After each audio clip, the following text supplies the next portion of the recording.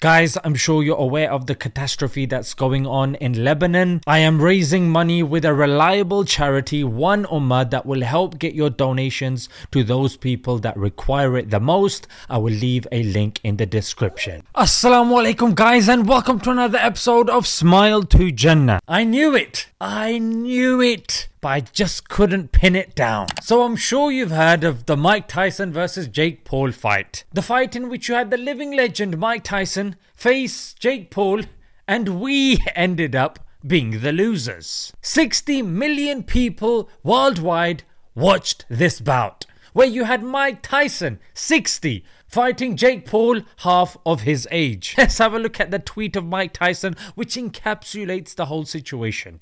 Here he says that in June, he was about to die. Yes, he had 8 blood transfusions. Half of his blood was taken out. The guy was in no fit shape to be fighting somebody in his prime. The fight took place November 15th, but as I'm sure you are now familiar with the way these powers that be work, there is a concept known as bread and circuses. In other words, give the people a dinner and a show. Keep them busy with that sort of stuff, and the decisions that you actually want to make that are actually going to affect people, yeah, that's the time to do them. Because I'm sure you're aware there was something called the Roman Coliseum, and the emperors did not want people to butt their noses into their business. So they had the whole gladiator tournament in the Colosseum. As the people were busy there with the bread and circuses, they made the actual decisions. So what was this fight distracting us from? Have a look at this article from The Hill. Again, notice the date, November 15th. And they reported that the Pentagon failed their 7th audit, in which they could not account for $824 billion. Not the couple of thousand that you probably have unaccounted for, and you've got the HMRC, you've got the American version of that, banging down your door, repossessing your home, constantly badgering you with red notice letters. No, over here you've got 824 billion, mate. This is the economy of some of these LEDC countries. The question arises, where did all of this money go? I know now a lot of us are thinking, probably unaccounted for because it's gone to Israel.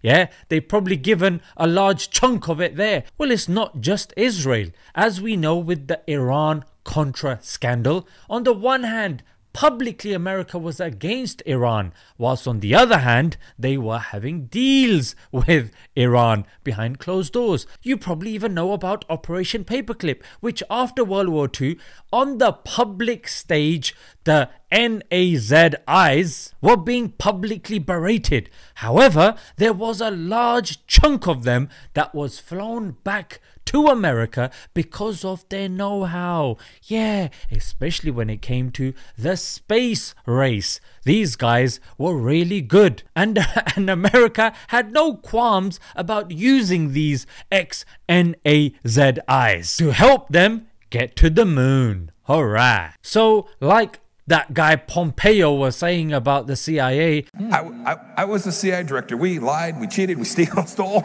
It was like we had entire training courses. And you know the sad reality is that is taxpayers' money. That's money that your mum and your dad and your brother and your sister have been bussing their behind, trying to keep their job just to keep food on the table, and the government sitting on their backside decides to take a chunk. And when it comes to news like this, they don't even have the guts to face the public. But what's also interesting is, this is the bread and circuses thing is not like a backdoor conspiracy. Have a look at this Sky News article from last year. They were accusing Saudi Arabia, who wanted to buy a British football team called Newcastle United, and they were accusing them of sports washing, which is a new terminology that pretty much says the same thing, that you're doing something bad in your country and then you're using entertainment to mask that and to cover it. And here they are again accusing China of sports washing as well. My question is, how on earth do you know about this? Is it because your countries and your cultures have been using this exact same thing and continue to do so? Is it because you hate the fact that they are cutting in on your action? I mean, let's take football as a prime example. Here, you have the Premier League, you have the Champions League, you got the La Liga League, you got the Italia League. There's more as well. You got the Euro Cup, you've got the African Cup, you got the World Cup. We've got football tournaments coming out of our nostrils, mate. And this is just football. I haven't even got started on tennis, golf and cricket. So guys, if you don't know, now you know.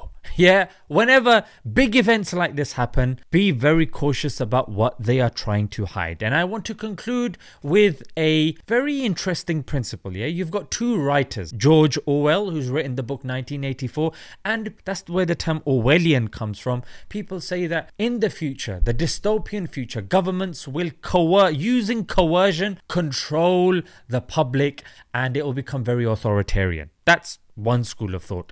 Then you've got Huxley, who's written the book Brave New World. He has a different theory. He says that the government will be using entertainment and superficial satisfaction. This fits in with the video that we're talking about, yeah? Giving entertainment and then getting the people to give up those rights of theirs and allow the government to come in. We're just used to this lifestyle, you know what I mean? And you have to make a bit of a compromise. Like with these smartphones, everybody knows that you're talking about hangers, coat hangers. Like an hour later, you'll see adverts of coat hangers coming up on your phone. We know. We don't read the small print of these social media companies and even the phone companies who give data to the military, give our data to these advertisers who then try to hustle us from our well-earned money. Hope you guys have benefited from this video. Let's leave it there. Until next time, Assalamu alaikum.